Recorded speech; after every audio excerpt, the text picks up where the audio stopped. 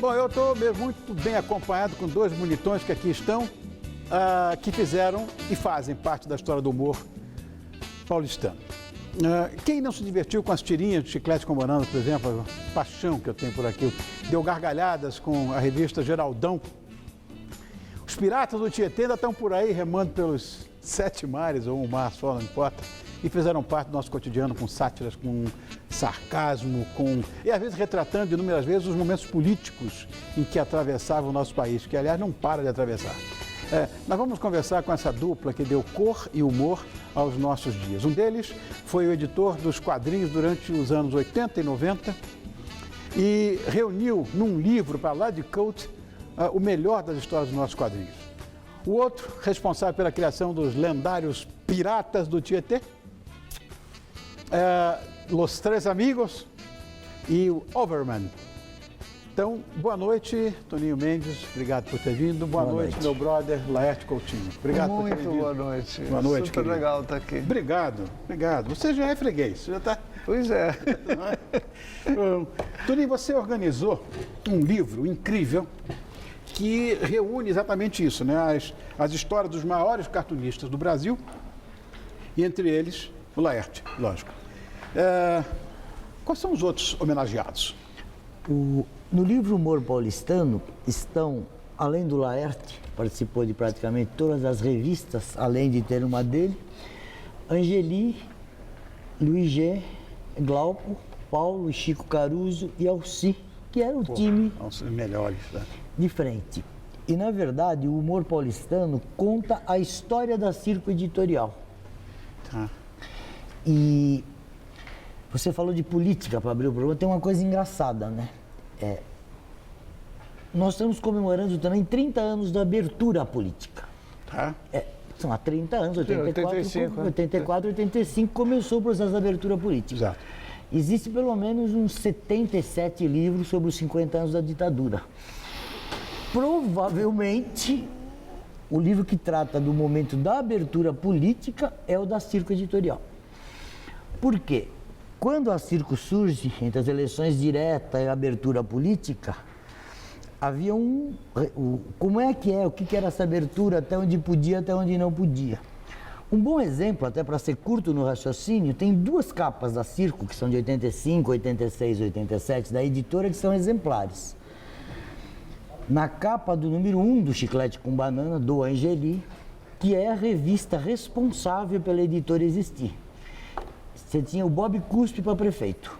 Me lembro disso. Logo no comecinho da abertura política. Pode ou não pode? Será que vão recolher ou não vão? E uma capa antológica do Laerte, que é a capa do Piratas 3, que era uma revista no formato em pé, que nós brincamos com a moça do Leite Moça, mostrando o seio. E com uma chamada... Eu vi, me lembro disso. Uma chamada da música do Vando. Moça, sei que já não és pura. Ou seja, isso foi... 85, 86... Foi 84, Acho que foi 85. Não, foi depois de 90 Foi já, depois de porque 90. o Piratas começou com o mais governo pra frente. Collor. Olha lá. É aquela ali, Ali. A Pirata número 1 maravilha, foi o governo aquilo ali. Collor. Governo assim. Collor, já, dos anos 90. É que eu citei as duas no conjunto, É. porque a editora tinha essa postura de brincar com a linguagem. Tá. E o número 1 do Geraldão, hoje em dia as pessoas falam que coisa estranha, que era o Geraldão olhando pelo buraquinho da fechadura e dizendo: amar é espiar a mãe tomando banho. Meu Deus do céu. Obrigado por ter vindo, viu, Toninho? Imagina, obrigado eu por ter sido convidado. Laerte, depois dos quadrinhos, você passou a desafiar os padrões impostos, né, de cultura e de gênero. E você ajudou a fundar a Comissão Extraordinária de Direitos Humanos e Minorias. Eu queria que você contasse mais para a gente sobre esse teu engajamento. Foi uma coisa levando a outra mesmo. Eu descobri a transgeneridade em mim. Ao aceitá-la e assumi-la publicamente, eu me vi num mundo onde essa luta está acontecendo. Eu me vi conhecendo pessoas que enfrentam esse tipo de dificuldade, enfrentam o preconceito, enfrentam a luta por reconhecimento, por direitos civis, né? E aconteceu o ano passado, o sequestro político da Comissão Parlamentar de Direitos Humanos e Minorias por um grupo que é inimigo dos direitos humanos e minorias. E durante esse tempo nós resolvemos trazer para a praça pública essa discussão. Já que ela estava fechada e bloqueada em Brasília, nós resolvemos criar um movimento em praça pública, aberto para toda a população. E é isso, a ideia é a defesa de direitos humanos, né? A palavra minorias está meio de carona nesse conceito. Porque a rigor não existem minorias. Não, também acho que não, concordo com você. Direitos humanos. Nós estamos brigando por direitos humanos para todos. Perfeito. Mais uma vez, obrigado, Laerte, por ter voltado. Isso! Eu que agradeço. Sou seu fã. Como é que foi da tua carreira lá no Círculo Editorial? Uma época de criatividade, em ebulição, né? É bom, éramos mais jovens também.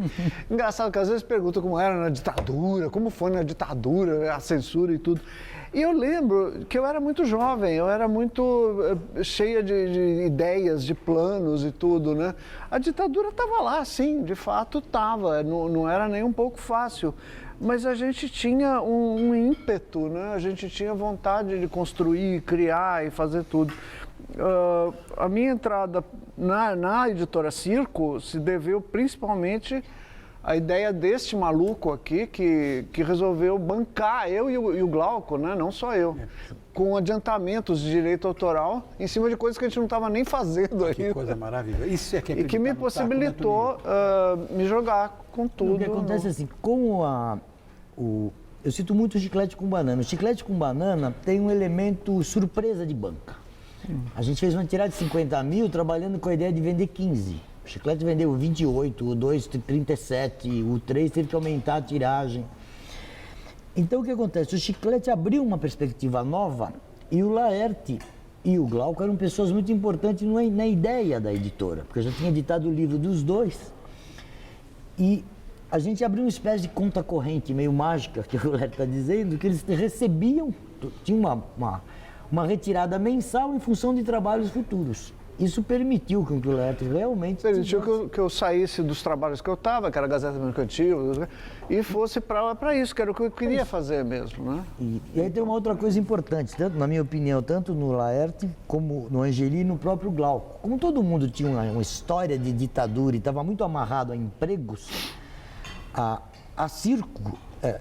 Como a Circo era um humor sem adjetivos, a gente nunca pensou o que pode e o que não pode. A gente fazia o que achava que devia com consciência. E com uma editora especializada nisso. Como editora especializada nisso, que é mais ou menos um diferencial até na própria história do Brasil. Foi uma história que se dedicou ao humor e quadrinhos.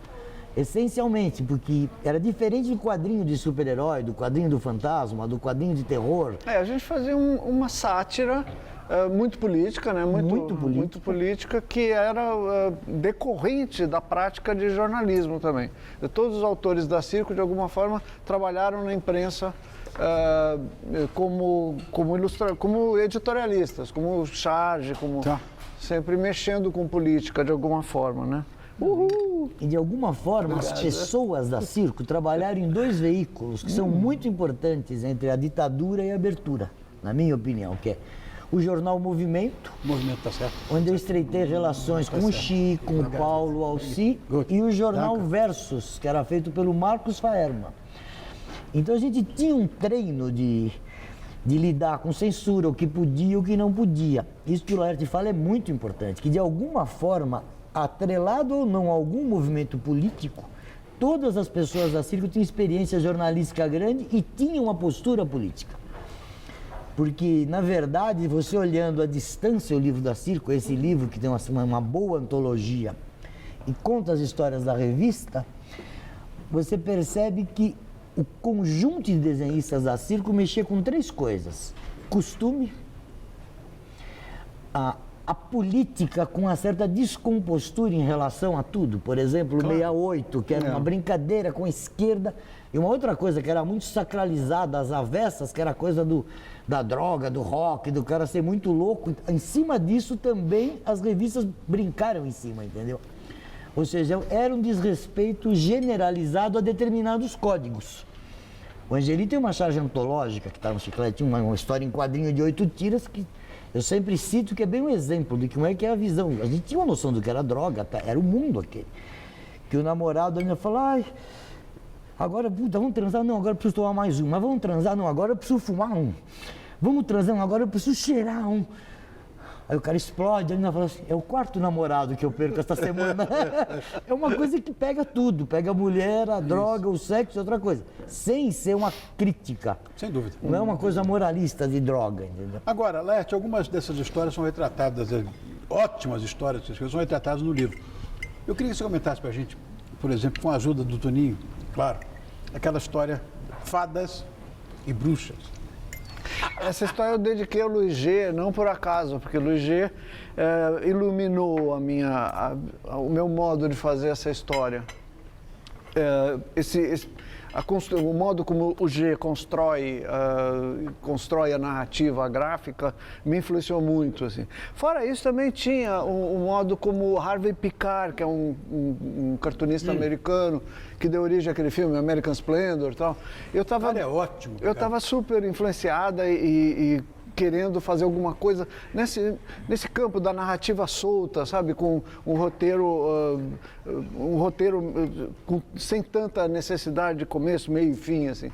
Então eu fui fazendo essa história de uma maneira bastante livre, bastante solta, assim, como quem mexe com malabares, assim, sabe? Eu acho que Mas solto impossível, fala, Toninho. Eu acho que a questão do Fadas e Bruxas, né, esbarra numa das coisas que eu considero mais fortes nas revistas da Circo como um todo.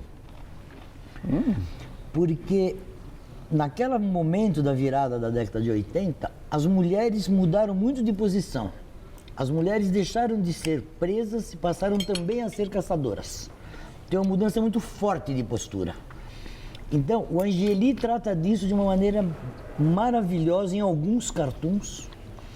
Aparece a Dona Marta do Glauco, vem as Fadas e Bruxas as Fadas e Bruxas do Laerte, são as mulheres dominando a situação o tempo todo, entendeu? É uma inversão de papéis, que normalmente tem uma coisa.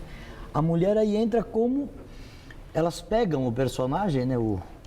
A figura em si. Eu resolvi lidar com dois tipos de mulheres, brancos e pretas. Brancas assim, e pretas. No sentido gráfico da coisa, como um xadrez, como um jogo de damas ou um jogo de xadrez, assim, né? Essa é a ideia. Queria mostrar o livro. Dá para mostrar o livro? Ali, ó. Olha que coisa sensacional. Esse é o livro mais do que recomendado pelo tio Rony, que vai dizer uma coisa para você, Peter. Foi moleque, tudo, pesquei tilápia até cansar na minha vida. Foi a melhor tilápia que comi na minha vida inteira. Imagina, Estou falando sério, não é brincadeira não. Tá muito boa. Isso é um peixe absolutamente sem graça. Você vê disso aqui, uma coisa maravilhosa. O que a gente faz lá, né? A gente não precisa de muito para fazer uma boa comida. Maravilha, obrigado. Outro Muito detalhe obrigado. que tem no livro Humor Paulistano, que eu quero lembrar, além do livro ter uma história tem a história, a origem da editora, a história e uma antologia da Chiclete, da Circo, do Geraldão e do Pirata do Tietê, tem a teoria do humor paulistano e tem o encarte, que foi uma das experiências alucinadas que a Circo fez, que eu coloquei na banca, o poema Revista Confissão para o Tietê, que é de minha autoria, ilustrado pelo Jacques, e que provavelmente deve ser uma iniciativa única no mundo. Chama um poema revista, foi para a banca, teve 2 edições e é encarte do livro hoje. E tem uma coisa engraçada, né? O poema foi escrito antes da Circo. Hoje, uma das grandes preocupações e problemas de São Paulo chama-se água. Você vê que coisa. Toninho, muito obrigado por ter vindo. Imagina. Laerte, sou teu fã. Obrigado por terem vindo. E eu, os dois. seu. Obrigado, querido. Olha, falando meia hora, 1 minuto, passou tudo, comendo bem. Ó, o Toninho vai ficar por aqui e eu quero que você tenha aqui. Espero que você tenha gostado e vou te ficar esperando aqui amanhã, às 10h30 da noite. Se você não estiver aqui, eu não falo nunca mais contigo, né? Vou ficar agora junto com você, com o programa A Hora do Voto, com a minha queridinha, que você sabe que esse programa dela é sensacional. Você, por favor, fique esperto com a Maria Lídia e amanhã às 10h30 eu estou aqui te esperando. Saúde, Laerte, saúde, Toninho. Saúde. Agora tem uma panacota pra gente comer. Olha. Sabemos escolher presidente, a gente não sabemos tomar conta da gente, a gente não sabemos escovar o dente.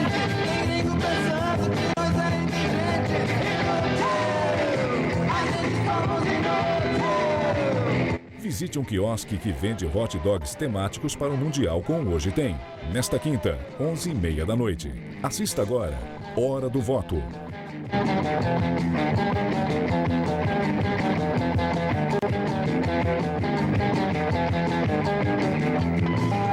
A gente faz carro e não sabe guiar. A gente faz trilho e não tem trem pra botar. A gente faz filho e não consegue criar.